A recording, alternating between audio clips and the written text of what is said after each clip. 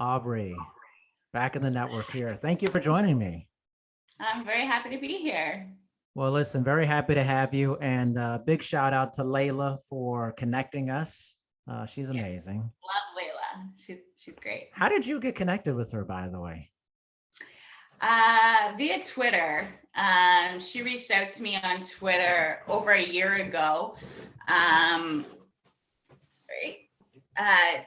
Because she wanted to have me on her podcast. So I did an interview with her over a year ago, and then just recently we recorded another one. So we Oh, had I a didn't chance. know that.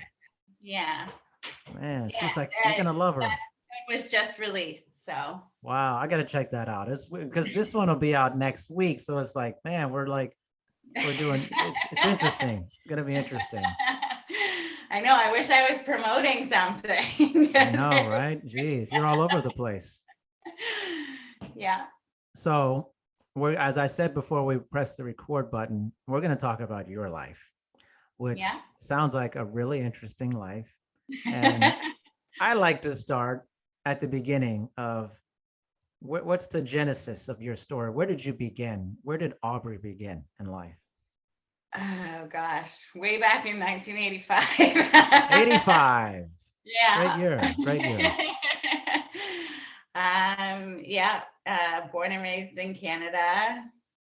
Um, you're gonna have to ask me something a little more specific. You can't make it that open-ended. You I don't know can't where make to it? You don't know how to begin this? Most people love just going, just ranting about everything about it. Well, Oh man. let's put it this way. Let's put it this way. Let's get very specific. We'll go very large. Now let's get very micro here. We're gonna get down deep. How did Yeah. growing up influence the work you're doing in sex work? That's a really good question. I think that I had kind of a very unstable and dysfunctional upbringing, and I don't want to promote this myth that in order to be a sex worker, you have to have experienced some kind of abuse or dysfunction in childhood, because I know that not to be the case. But for me particularly, I think that I just had a really crazy unstable kind of childhood, so I think that it just made me a lot more open to things that some people might be risk averse to or not open to getting into. But I was always, like, through my teen years, I was very promiscuous, so I was always comfortable with sex. So sex work wasn't a huge leap. And I just kind of fell into it because like, way back, I was about 21, and I was mom to a very young child, a single mother, and I was in university, and I just needed a way that I could work fewer hours and actually make enough money to support us. So that's how I got into it. And I did that for a little while, and then did other things in my life. I've worked in other jobs and stuff, but I returned to it independently and was going to do it temporarily, but really kind of fell in love with it. When you So say fall in love, what does that mean? What does that mean, fall in love with it?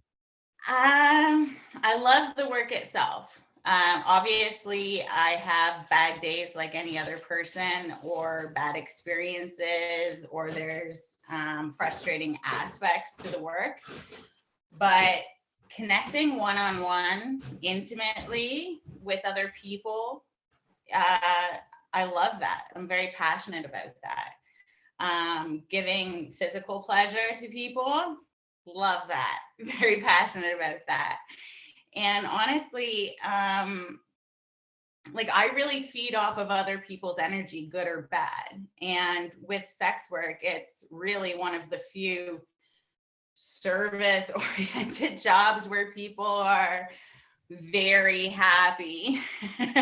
Right. um, with the experience they've had with you. And so I feed off of that energy. Like, I'm making people happy all day long. I'm raising their vibrations or their energy levels, and I'm feeding off of that. So I really love that. And I love the entrepreneurial aspect of it. I love that I get to run my own business, and I love that I get to make it fit into my life, how it works for me, rather than trying to fit my life around my job. Yeah, so I fell in love with it in a myriad of ways, but I do. I have a lot of job satisfaction from it, and I don't see myself wanting to leave it anytime soon. I have a lot of questions. I definitely have a lot of questions. Well, yeah, you can ask away. Number one, yeah. You fell into it. What does falling into that mean? I don't know that I so much fell into it. That's probably a poor choice of words. I guess I dove into it blindly, very naively.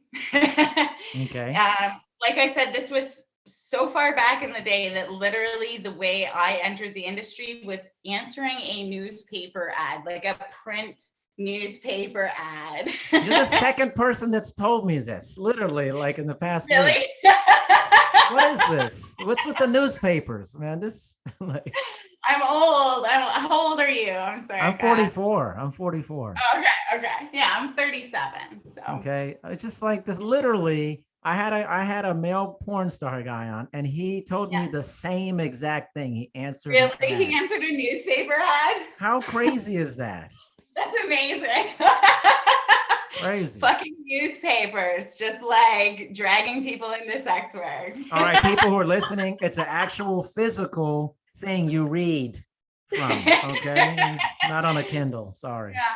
I used to have a newspaper subscription. That newspaper was coming to my doorstep. That's exactly right. So you answered this ad. The classified section, and I saw, it was an escort like agency, and it said now hiring. And I called, and I had zero idea of what the job would entail. My only sort of exposure to it is what most people's is, which is how it's portrayed in the media. And I was talking about this with Layla actually, but it's so inaccurate. So I thought that I would be like set up to go on dates, maybe one date for an evening, and then it would end with sex and there would be a money exchange. And that was kind of what I thought was going to happen, but it was definitely not like that. It was like an apartment, and here's the room you're working out of, and you're doing like a 4-hour shift and just trying to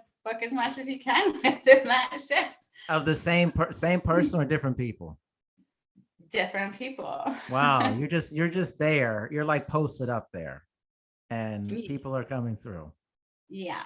Wow. And that's still very much like how I run my business now. I mean, I'm not doing back to back to back. Like, I'm typically giving myself some time in between and stuff, but I am higher volume. Like, it's not like there's different ways that you can run your business depending on what works for you when you're an independent sex worker. And for me, I prefer shorter appointments, like an half hour or an hour is ideal for me. I'm not really into doing the longer bookings or the more emotionally laborious kind of appointments. Emotionally laborious. That's an interesting term.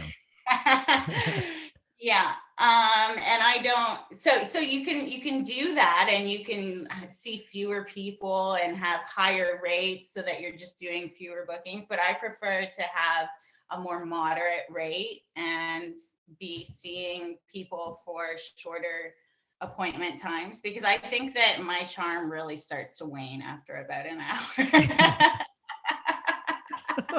And people, they realize this at some point. Like Cinderella, like things are gonna turn back into pumpkins and shit after an hour. So I do, like I said, I really do feed off of people's energy, and I do try to really connect with people when I'm seeing them. So I do prefer a shorter duration appointment, just because it can get really, really mentally kind of exhausting. Yeah. All right. So take us through the first time that this happened. Like, what was this? What's your mindset when you realize, oh shit, this isn't like Pretty Woman? This is like, this is a shift. Well, my experience was very unique, simply because I had literally showed up for my first shift.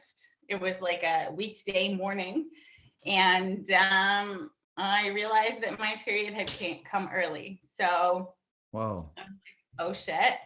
And I asked the woman who ran the place if she had tampons, and she said, "Are you sure that you want to work?" And I was like, "Yeah, no, it's fine." Because when she was giving me sort of the tour of the apartment and like the little walkthrough, she just kind of like was showing me, okay, here's towels, here's sheets, here's whatever, and you can just kind of, make sure you lay down the sheet and the towel, and then you can give them a massage and maybe suck their dick. But she just very vaguely alluded to it, and I kind of misunderstood and got the impression that it was going to be more of like a rub and tug, happy ending situation from the way that she was describing it.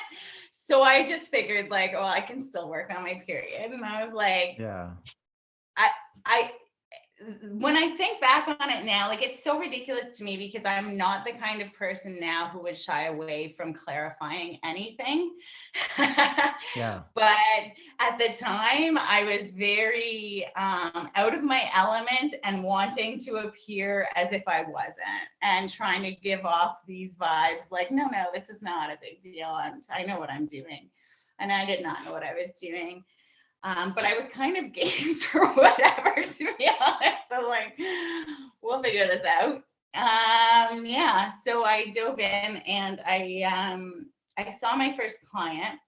I've now since learned that there's tricks of the trade for how you can see clients when you have your period and still be able to provide all of the same services that you would otherwise. But at the time, I was not aware. So we were fooling around, and then I started sucking his dick. And then as he went to move to go further with me, I just kind of said, "Oh, I'm actually on my period, so we won't be able to do that."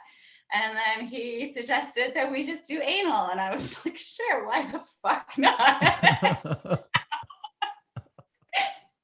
And that's the story of how my very first client experience was anal sex on my period with a tampon, and just, Wow. Yeah, not a typical first experience, but he was a very nice gentleman, and yeah, the rest of the shifts were a lot simpler because A lot simpler. I learned some ropes, but that first one, that was an interesting day. So, oh, man, I just have a lot of questions. This is crazy. The audience is definitely, I'm definitely into asking questions. Most people are like, man, you ask good questions. So we're going to go, okay, let me rephrase this. So were you surprised by the type of clientele were coming to see you when you first started? Or was it basically like, yeah, it's what I thought?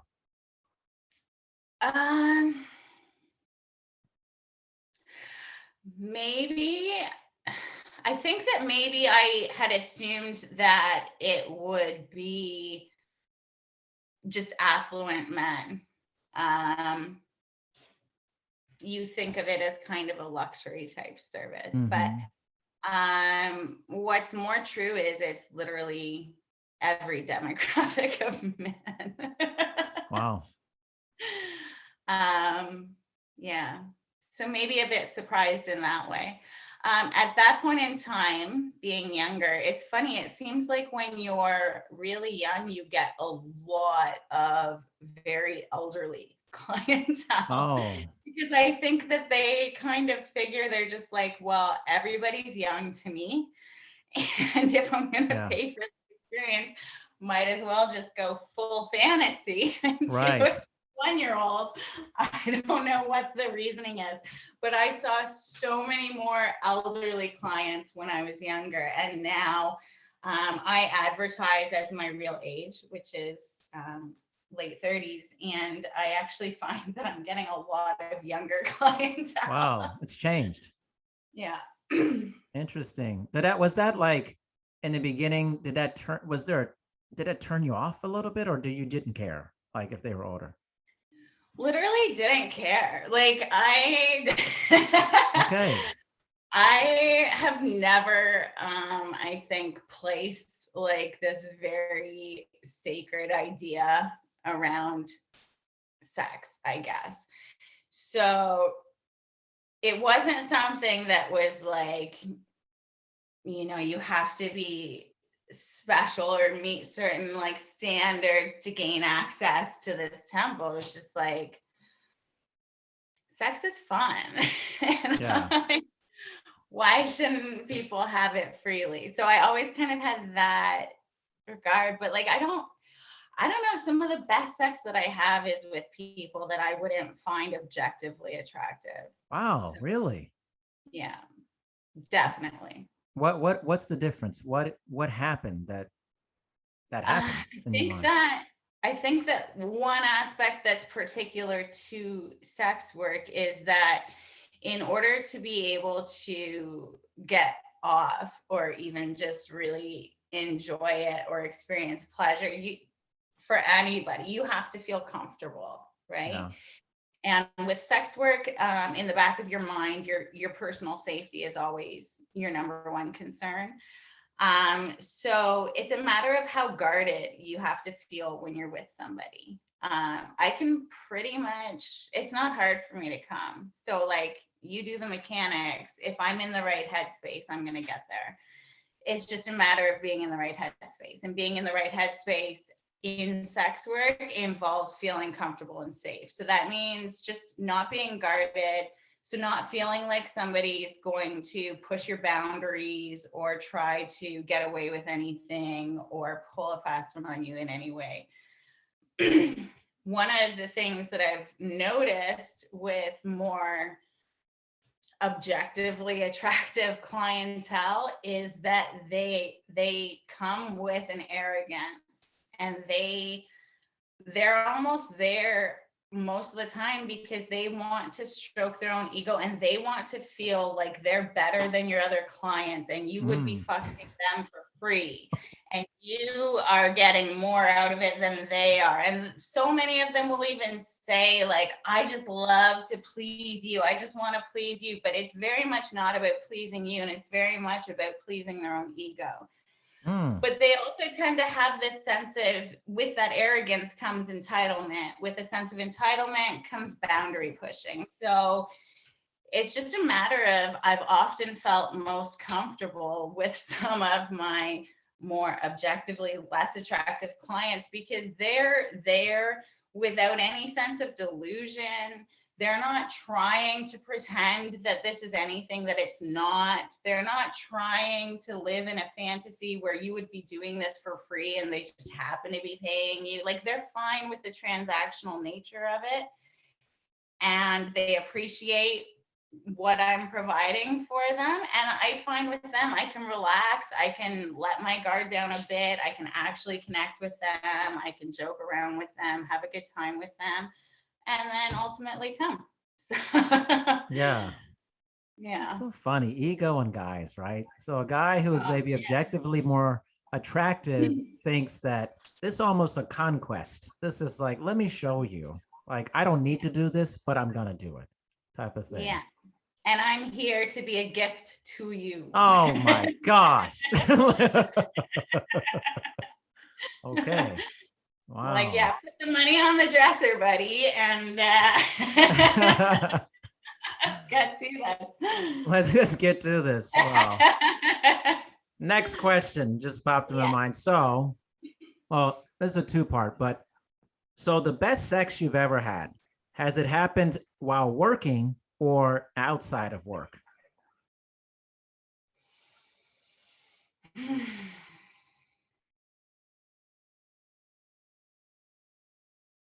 Deep thinking here.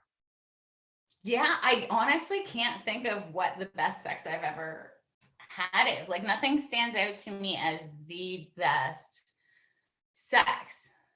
But also I think that sex to me is subcategorized in a way. Oh, you got to So explain it's, that.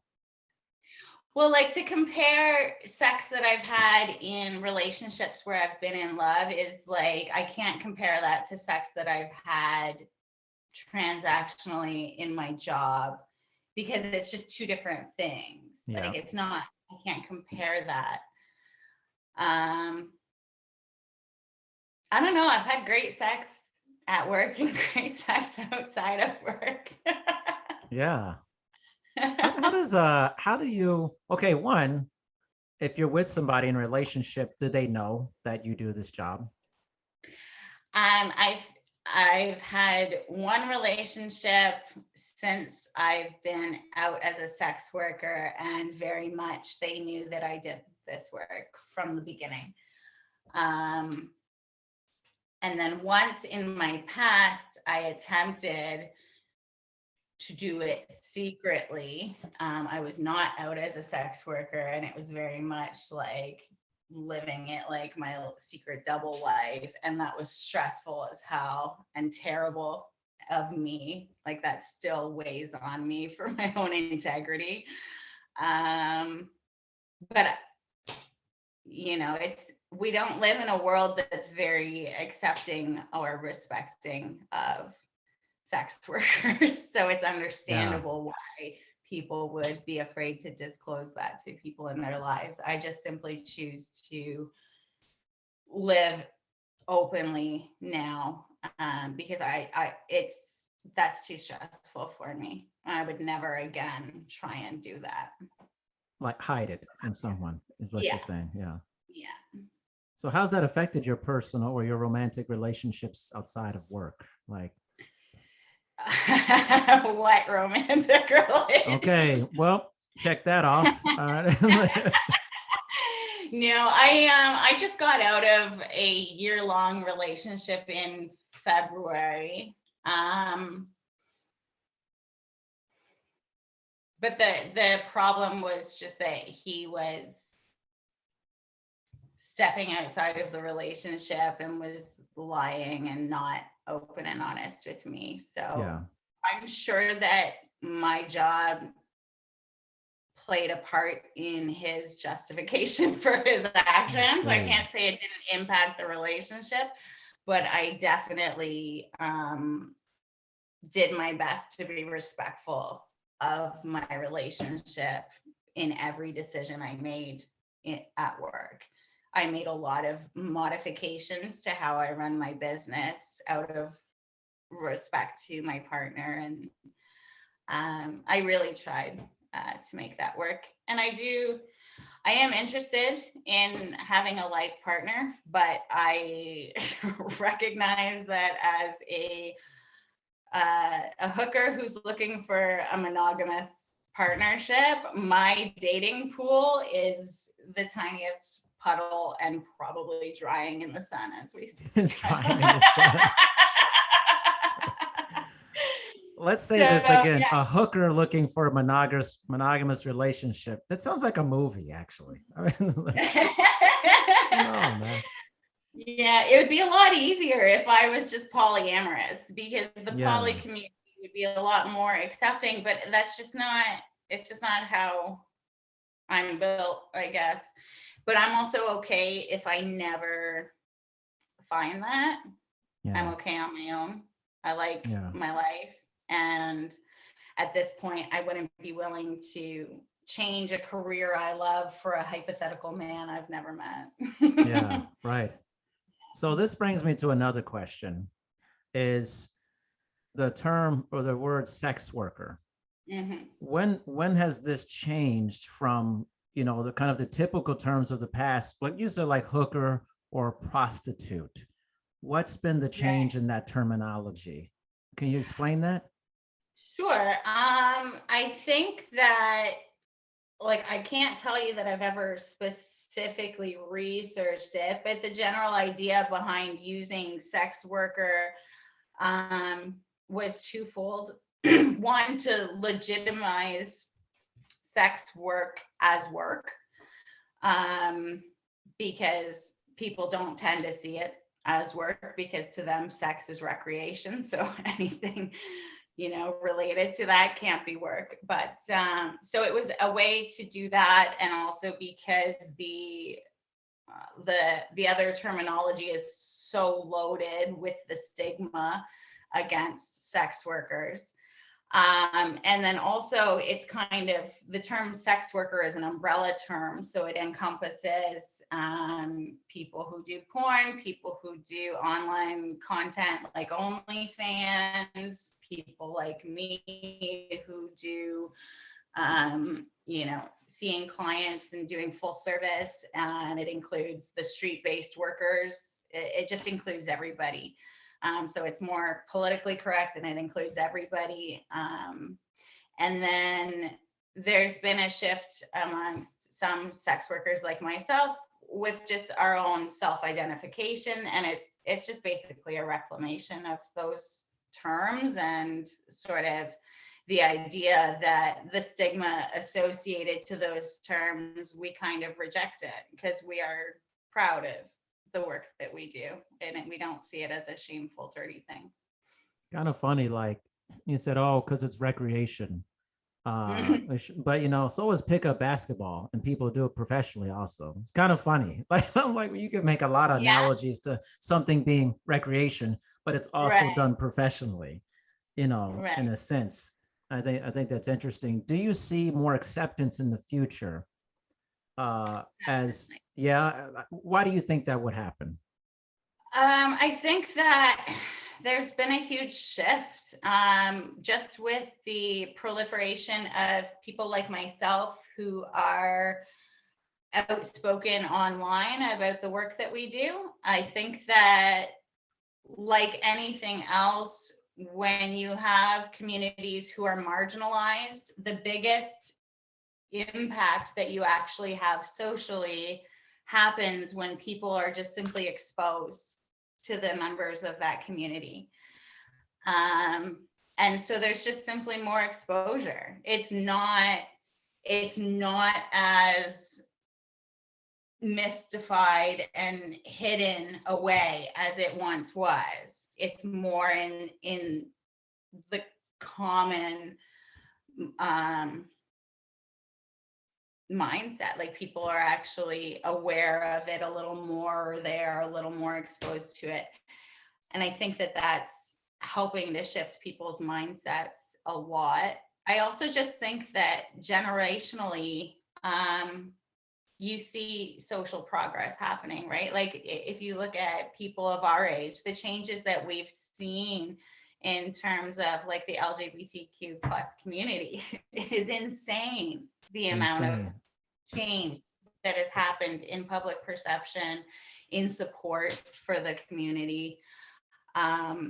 Obviously, there's still so much work to be done, but the same thing is happening with sex workers. And I also think that there's more recognition happening within other marginalized communities that are fighting against their own oppression.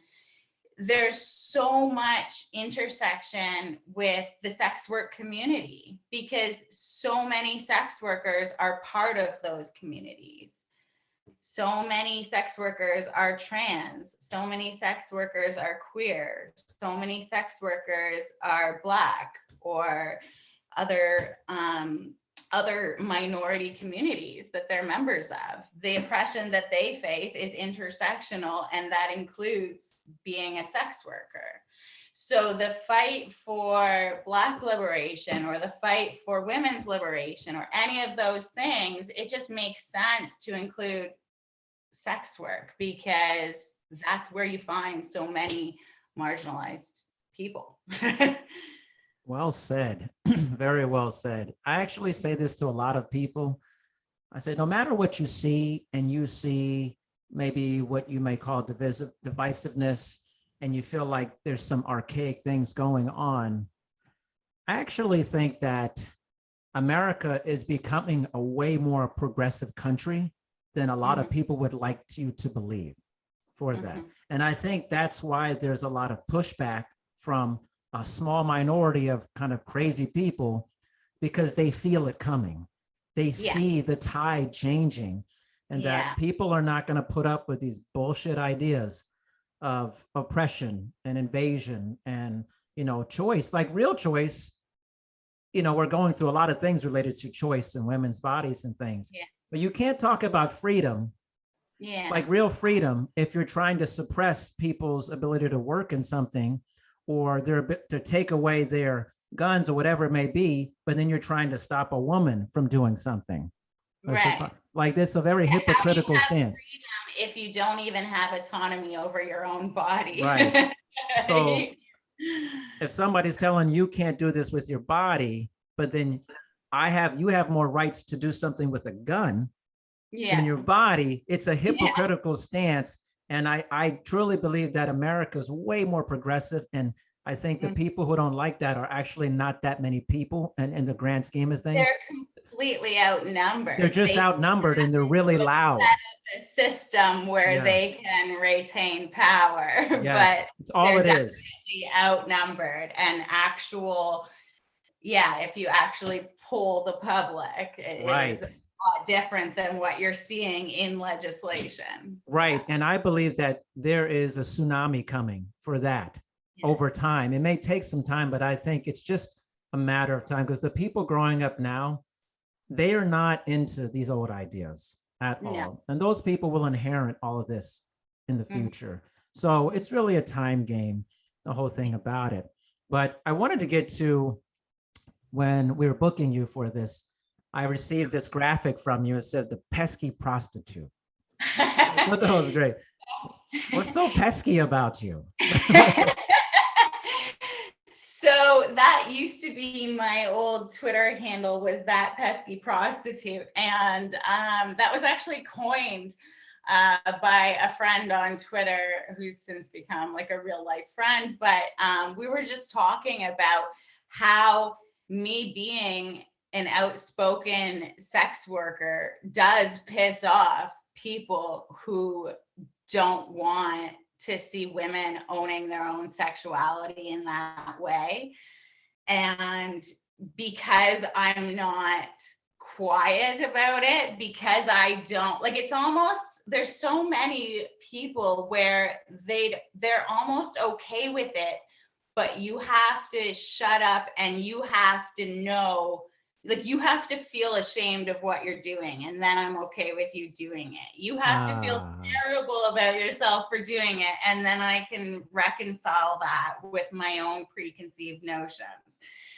But when I'm outspoken about it, I'm clearly unashamed and unabashed about it, that really, really agitates people.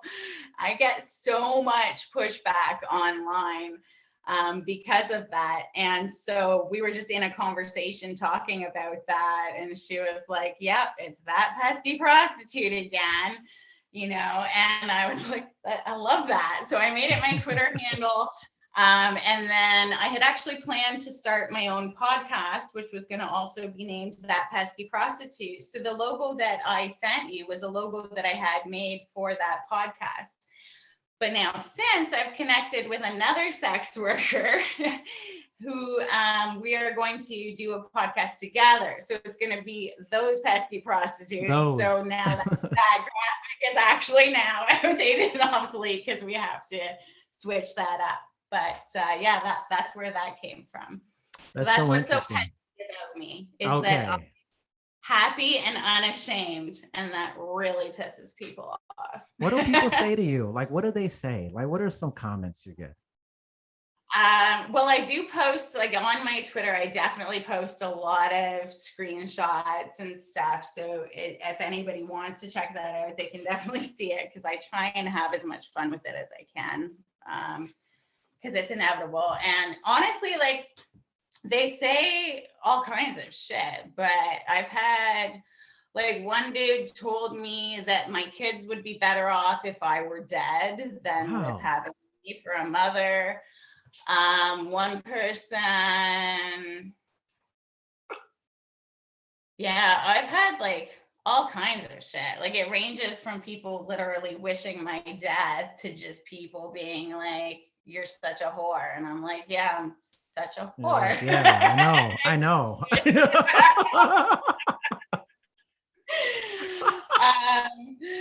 But yeah, I try and look at it as it's validation that what I'm doing is working. The small part that I'm playing in challenging that status quo, challenging the stigmatization of sex work, it's like my small part is actually having some effect if it's pissing people off that much, right? Yeah.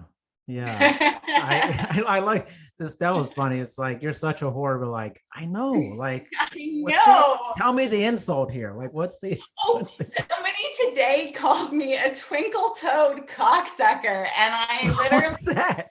like, why are your insults so fucking awesome? Like, yeah, I'm a twinkle-toed cocksucker. That's amazing. Thank you. I love it. Oh man, that must rile people up. You're like, this is amazing. They're like, no, I meant it as an insult. And I'm like, yes. oh, it's like, no, this is the best compliment I've had today. what's the twinkle toe part? I don't get that. I was like, no. Wow. Yeah. Do you So it's good ever, time. yeah, do you ever like, let's say like, I'm not sure if like you do, YouTube and all that stuff, but it's like, do you ever receive, is there censorship related to the stuff you put on there from YouTube and social media channels? The only social media I'm really active on is Twitter. So that's been my only experience. I know that Instagram and Facebook obviously are terrible to sex workers, so I don't even bother there. Twitter has been traditionally pretty sex worker friendly. I haven't had issues with censorship for being a sex worker. No. Interesting. Not on Twitter. Gotcha. Man, it's so funny. Like it's that people would say these things and they don't recognize that you're like, and like what's the big, people want you to get riled up. They want you to feel offended. This is this offended culture. They want you to feel offended. And like you said, that you should feel bad, Aubry, that you're doing this profession. That's what they want. They want you to feel bad about it, Right. And what they're doing is literally like, it's futile effort. Like it's impossible for you to change my feelings about myself based on your personal value system. Yeah. How fucking weak would I have to be for that? Like what I'm doing, I'm good with it, with my personal values. I'm not causing harm. I'm not out there hurting anybody. I have no moral qualms with what I'm doing. So my integrity is good. I can look myself in the eye. I like who I am. Why would you having different values for me impact how I feel about myself, no matter what way you dress them up, with what language or how loud you shout it at me? It's not going to change my personal value system. So it can't be internalized. Like I'm not going to internalize whatever you say. And the more they get pissed off, like it's just funny to me. It's children throwing temper tantrums. Yeah. Like, how did they get to your page anyways? Like, why are they there? That's the other question. Like, yeah, I know. Well, I think some of the time, like it's just I'm showing up because of the algorithm, right? Like I have a pretty good following on Twitter. I have 25,500 followers on Twitter. So sometimes my tweets get a lot of traction. So people are going to like or retweet it, and that's going to show up in other people's Twitter feeds.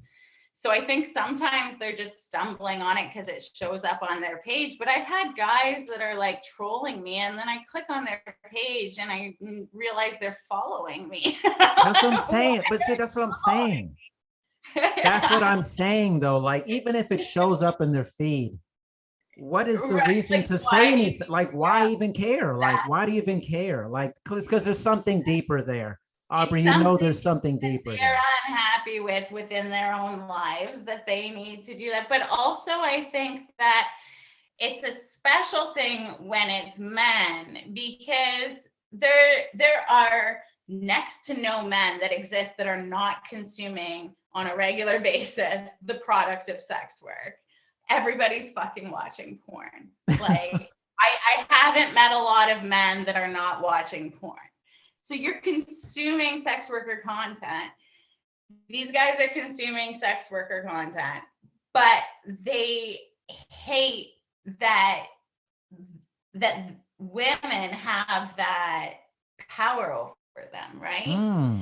Mm, Because as soon as we're charging for something that they feel entitled to free access to, that hits something within them and that fucking pisses them off. Like, mm, they're rabid in their hatred for the same thing that they're actively consuming. And I think some of it maybe is tied up into their own moral conundrum, like mm, their own dilemma of like whatever their values regarding mm-hmm. sex are, or what their religion says about it, or what have you. But but whether or not they're feeling guilty about it, most of them are still consuming You know what's it. funny? And You say that.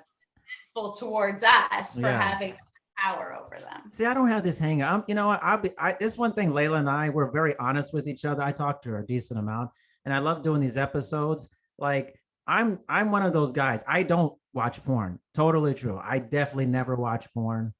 On it, I would tell you if I did. I would totally. I have no qualms of saying that in front of.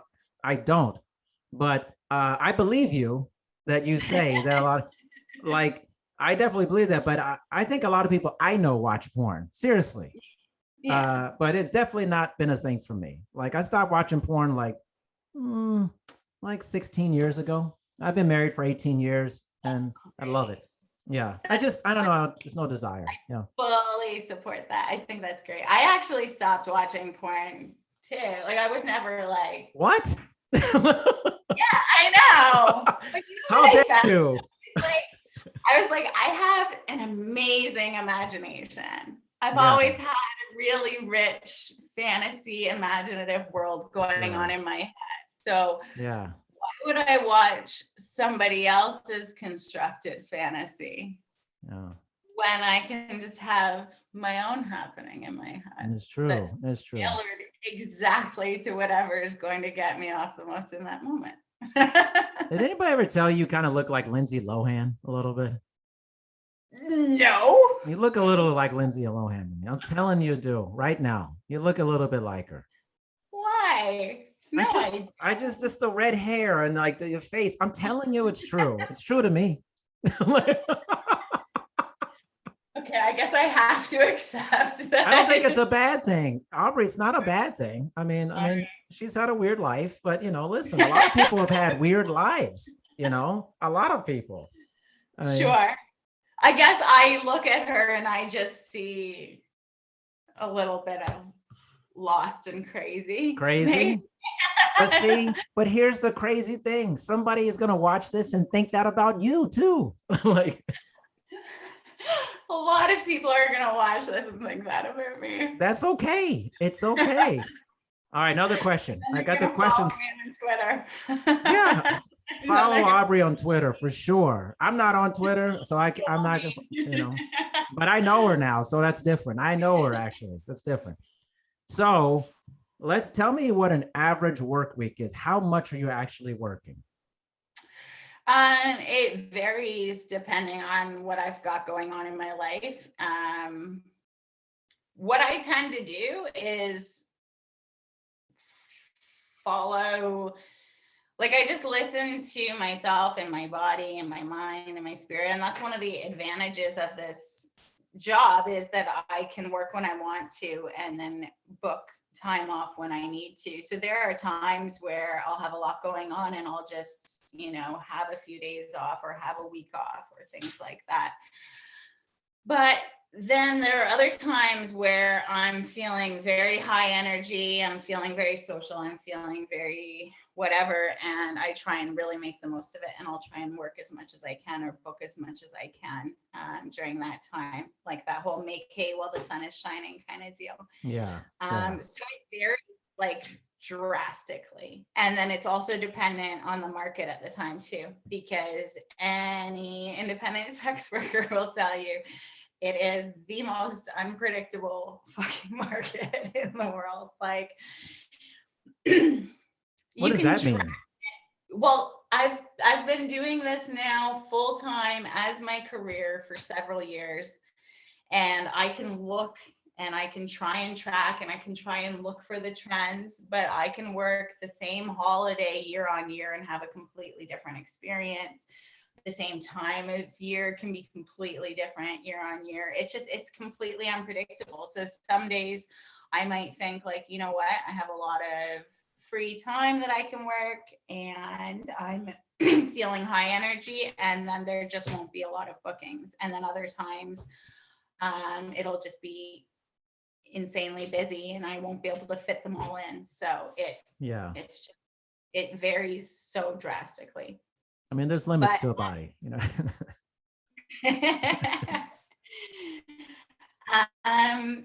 What I guess like an average day when things are fairly moderate, I would try and book like 3 or 4 clients. Okay. And what's the most? The most I've done. I see. I'm just, yeah. Like, oh, I knew where you were going to go. I knew it was coming, man. You knew that was coming. Come on. Yeah. Let's be honest here.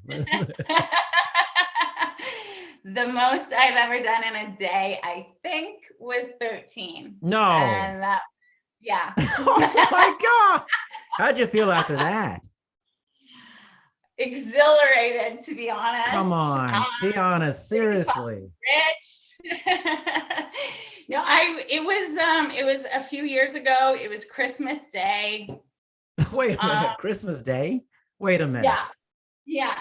And that's what I'm saying. Like, I've worked most years, I'll work on Christmas Day just because I always let my kid's dad have them for Christmas Day because he's working a more traditional job. So he has the actual that holidays off. My life is a lot more flexible. So I always do like my Christmas and stuff around his. So I usually end up alone on Christmas Day. And so I've always worked it because there's a lot of lonely people who don't have holiday plans. And yeah, so I've had years where it's been a lot quieter, but I've had quite a few where it was busy. And that year was particularly busy. And I saw 13 clients and I truly did feel exhilarated after. Usually if I feel exhausted, it's going to be the next day. Right. I'll be riding the high from, like I said, I feed off of people's energy, right? And especially in that situation, the people who were coming to see me weren't in the best spirits when they were arriving, right? they were alone and lonely and sad day. But the time they spend with me, and then obviously they get off, but also they're just connecting with another human. They're just feeling a little less lonely. And so their mood by the time I send them out is completely elevated from where it was when they're arriving. And it feels in a way like I'm providing a very healing service to them. Yeah. It's not always the case, but it can be. And on that day, that was the case with the majority of the people that I saw. So I truly was like very happy that night. I felt really good. I felt like my day had been really meaningful. I had made some really amazing connections with people, and I made good money and I felt great. But Merry then, Christmas. if I ever have a really busy day, I always know I can't expect to not play catch up after. So I might take the next day off, or a couple of days from then, I might take a couple of days and just isolate as much as possible and recharge. And Wow, what a Christmas day that must have been. Jeez, man. But physically, everybody always thinks that it's going to be a physical thing, and it can be. Like, you can get physically tired from this job for sure. But I mean, generally speaking, like the actual active sex is like 5 minutes of any appointment. Wait a minute. All right, now we're getting juicy here. 5 minutes, really? Well, I'm really good at what I do, and like I enjoy a lot of like for me, and what I think that what my forte is a lot of that teasing buildup and that kind of like, all of the foreplay type stuff, but just like the looks and the touches and the like all of those things that build that anticipation, so that by the time we get to intercourse, they're usually pretty Yeah, pretty excited. primed. Primed for the explosion. The pump is primed. The pump is primed and good times are coming. Yeah. Wow. Okay, guys, 5 minutes is what's happening here. That's all you can have 13 appointments. 5 minutes. I mean, like, Yeah. wow. Generally speaking, it's the mental and emotional aspect that gets more tiring. Yeah. A more tiring day is usually when I've seen people in that day who need more emotionally. All right, let's get into this here. Okay, hold on. This emotionally laborious, as you said before, do people just come just to have this emotional connection sometimes and there's no intercourse, or is it always in with intercourse? A lot of the time, they're looking for more. They might not even know they're looking for more. They might think the need is sex, but it's physical touch and intimacy and connecting with another person that they're really needing, because you can get yourself off, right? So a lot of the time that's the case. The majority of people who are coming to see me are coming for the connection, but almost never are they not also wanting to include sex in that. Yeah. Yeah. I was just curious if like you've ever had someone who was like, because again, this kind of whole romanticized thing in a movie where someone's, I just want to talk, like just talk to me. Like, I was curious if that ever happened, You do get that. It's just that they still usually want to fuck you too. Like, especially when they're paying that rate. Yeah. Like, it's cheaper to go see a therapist.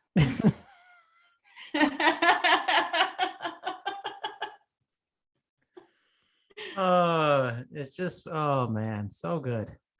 So funny.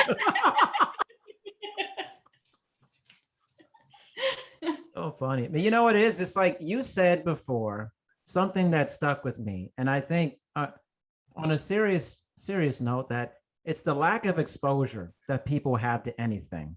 Like, let's say you live your whole life and you've never been around any Black people. You have a mindset about Black people based off of no exposure. It's if you've never been around Indigenous people, you have a mindset about what you think Native or Indigenous people are like. Right. And how many people, okay, see, I think about myself with this, like, I've never talked to anybody who's a sex worker, like in what you do, like ever. You're my first baby. All right. Take a lot of those virginities. Right. So like, how would I know? But you have to actually talk to people who do different things to see what's happening behind the curtain. What's actually there. And it's so easy to forget people's humanity when they're just a hypothetical, when you're exposed to people's humanity. And I always say, like, I do use my platform on Twitter. I will talk about things like decriminalization or, the more serious aspects or the more activist political things that I want to further. Yeah. But the most impact I think that I have in those goals is just when people connect to my humanity because I'm talking about something completely unrelated to sex work. Yeah. So I was very open when I was falling in love with my last partner. And I think that that's a human experience that everybody has. Everybody falls in love at some Yeah. point, generally speaking. So people connected to that, right? Again, when I was going through my heartbreak from that relationship, I was open about my struggles with that. And so it's just literally when I'm open about my actual life and just myself, Yeah. that's when people are connecting to my humanity. And that's having more of an impact, I think, on their perspective of sex work and sex workers than me just, lecturing about why decriminalization is the way to go.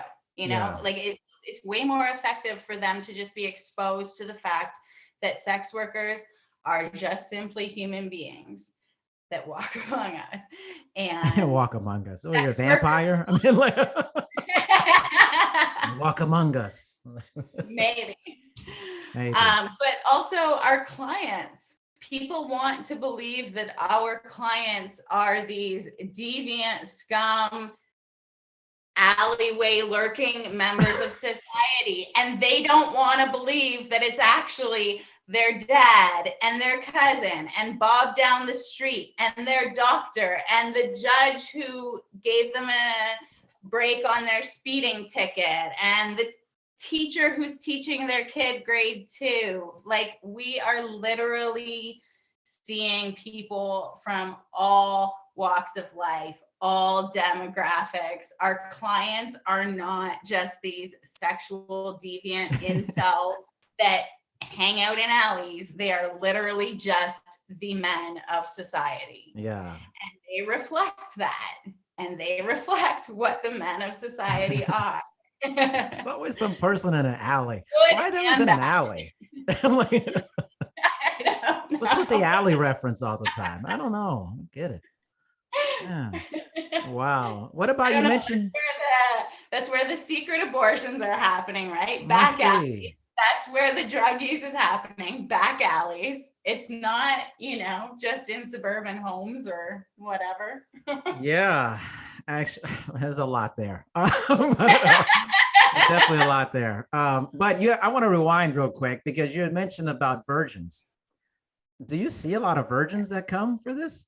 Or they're coming for it, but literally. I don't think that I'm always made aware when I'm seeing a virgin. Sometimes I would guess that they're a virgin, but they haven't brought it up, so I'm not gonna categorize this one. But I've had quite a few. Yeah.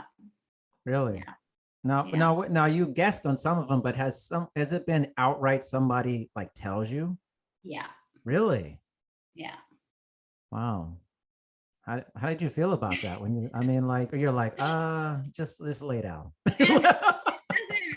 It doesn't really impact me in any way, shape, or form. I'm still just gonna do what I'm gonna do, and yeah. You're like, I'm gonna read the defense and make the play, man. Like once in a while, I think about the fact that you never forget your first time. So there's a lot of fucking people that are never gonna forget me. Yeah, I'm pretty sure. Both from my personal life days and from my job. But yeah. Wow. But other than that, no, it doesn't really impact how I provide my service. But like, guys are often nervous coming to see me, even if they're not virgins, right? Yeah. Why do you think that though? They think like you're just so experienced at sex and like, I think a lot of them worry that they're going to be judged on their performance or prowess or appearance or any of those things. I think for a lot of them, like a lot of times I'll be their first experience with a sex worker. So the situation itself is just kind of scary and unknown and that brings with it a nervousness. And I'm always having to remind myself of that, because I'll see them visibly like shaking in front of me, and I'm like, oh yeah, this is a big deal. This is a different To thing. people. Yeah. It's not a big deal to me because this is me every hour on a Tuesday. You know what I mean? Like, it's like, I know, to me, getting naked and having sexual relations with strangers is my tedium. Not really tedium. It's not tedium, but it's my normal. It's your normal. So to me, it's not a big deal, but I have to remind myself that getting naked and physically intimate with a stranger is a big deal to most people, and certainly a lot of my clients, and I want to be empathetic about that, but it's not a big deal for me at this point. I've learned this throughout the course of this conversation. It's not a big deal. I think I've learned this. It comes across a little bit, eh? Just a little bit. Do you have regulars now? Is that part of your? Yeah. I would say that a huge chunk of my business is regulars, but that took time to build up, for sure. Yeah. To the that now. Yeah. A lot here. I'm telling you, I could ask questions for like 5-6 hours. I'll put in a 13 session day. All right. Ask a lot of questions, for sure. But man, I am so pumped that Layla introduced us. It's been a real pleasure learning about you, and I love how open you are. Like, literally, I got on here and I was like, I don't know if she wants to be seen, actually. You know, like, I was trying to be respectful about it, but like, you can turn it off, like, you know, but you're like, no, it's fine. I'm like, oh, this is going to be even better. Pretty sure I look like shit today too, but that's no. Okay. I mean, I really look like only get like dolled up when I'm working, and then I'm so sick of having to do my hair and makeup for work. So my days off are generally like, a baseball hat.